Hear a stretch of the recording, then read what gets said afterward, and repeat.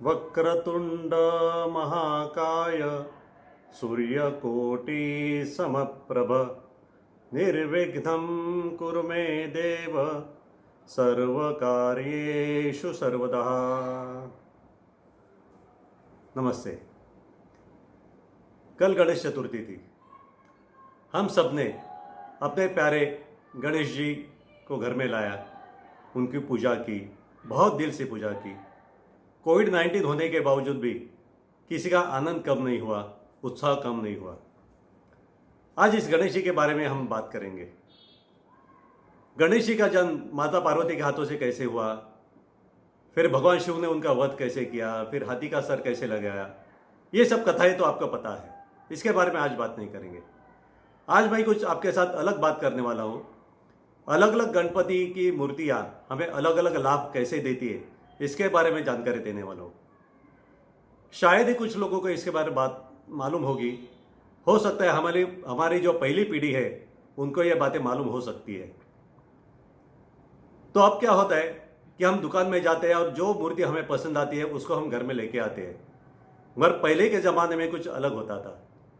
एक साल पहले लोग तय करते थे कि किस प्रकार की मूर्ति चाहिए, कि उनको साल भर में क्या प्रकार का लाभ होना चाहिए, वो हिसाब से मूर्ति के ऑर्डर देते थे और मूर्ति घर में लाते थे। तो ऐसे बहुत सारी मूर्तियाँ हैं, मगर आज उनमें से कुछ के बारे में मैं आपको जानकारी दूंगा। जैसे हम सबको बहुत सारा पैसा चाहिए होता है, पर बहुत सारी तकलीफें भी आती है। अगर आपको पैसा चाहिए तो उसके लिए सबसे पहले है लक्ष्मी गणेश मूर्ति। ये लक्ष्मी गणेश मूर्ति के हाथ में तोता होता है और इसका लाभ यही है कि हमें बहुत सारी लक्ष्मी हमारे घर में आ सकती है। और आजकल हम लोग क्या करते हैं, कुछ भी नई चीज़ लेने हैं तो कर्जे लेते हैं, बैंक से कर्जे लेते हैं, पर्सनल कर्जे लेते हैं। अगर इस कर्जे से मुक्त होना है तो उसके लिए है ऋणमोचन गणेश। ऋणमोचन गणेश के हाथ में सेव है। फिर आते हैं उच्छिष्ट गणेश। इस गणेश जी की मूर्ति का रंग होता है नीला, जिनके हाथ में वीणा होती है और दूसरे हाथ में अनार होता है। इसका लाभ हमें होता है हमारी रिलेशनशिप अच्छी होने के लिए। फिर है हेरंब गणेश। हेरंब गणेश पंचमुखी है, जिनका रंग सफेद है, शेर पे विराजमान है और हमारे जीवन में जो कुछ भय होगा, डर होगा, उसको भगाने में ये लाभ देते हैं। फिर है द्विज गणेश। द्विज गणेश के 4 मुंह होते हैं और गले में रुद्राक्ष माला होती है। हमें अगर बहुत सारा नेम और फेम अगर चाहिए, प्रसिद्धि चाहिए, तो इसमें ये गणेश जी काम आते हैं। फिर है महागणेश। महागणेश के 8 हाथ होते हैं और ये देवी के साथ विराजमान है। हमारी सुप्रीम पावर अगर एनहांस करनी है तो इस गणेश जी की पूजा की जाती है। फिर आते हैं विजया गणेश। विजया गणेश मूषक पे विराजमान है। जैसे नाम है विजया गणेश, तो किसी भी चीज में विजय प्राप्त करने के लिए विजया गणेश की पूजा की जाती है। फिर है एकाक्षर गणेश। एकाक्षर गणेश रेडिश कलर में आते हैं। एक खास बात है इनकी कि इनको 3 आंखें हैं और यह हमें विजडम दिलाता है। अगर हमें इंट्यूशन पावर बढ़ानी है या माइंड को कंट्रोल में लाना है तो इस गणेश जी की पूजा होती है। फिर है वरद गणेश। वरद गणेश के क्राउन पे चंद्रमा है और यह भी देवी के साथ विराजमान है। हमारी विश फुलफिल करने के लिए यह गणेश की पूजा की जाती है। फिर है धुंडी गणेश। धुंडी गणेश के गले में रुद्राक्ष माला है। स्पिरिचुअल स्टडी और उसकी ग्रोथ में ये काम आते हैं। फिर है द्विमुख गणेश। नाम के हिसाब से 2 फेसेस है और हाथ में एक टूटा हुआ दांत है। हमें डिवाइन प्रोटेक्शन अगर चाहिए तो इस द्विमुख गणेश की पूजा करनी होती है। और द्विमुख के बाद त्रिमुख गणेश है, जिनके 6 हाथ है, हाथ में कमंडलू और कमल है।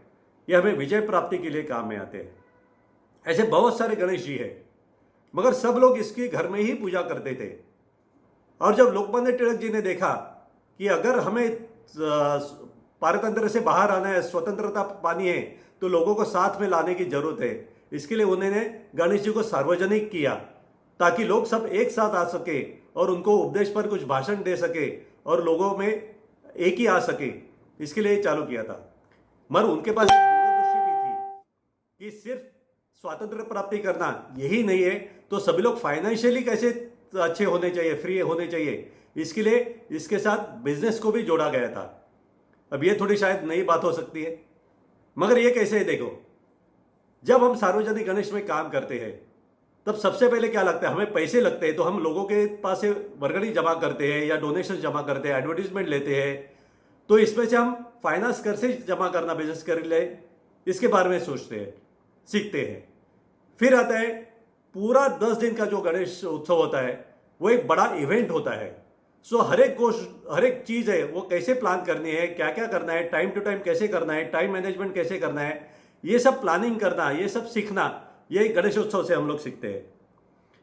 फिर अगर पैसे जमा किया तो अकाउंट्स में रखने हैं, तो अकाउंट्स रखने के लिए भी हम लोग इसमें सीखते हैं, हम रिस्पॉन्सिबिलिटी लेना सीखते हैं, एक टीम वर्क लेना सीखते हैं। ऐसे बहुत सारी चीज़ें हैं जो हम बिजनेस के लिए सीख सकते हैं। सो गणेशोत्सव एक मैनेजमेंट स्कूल की तरह है।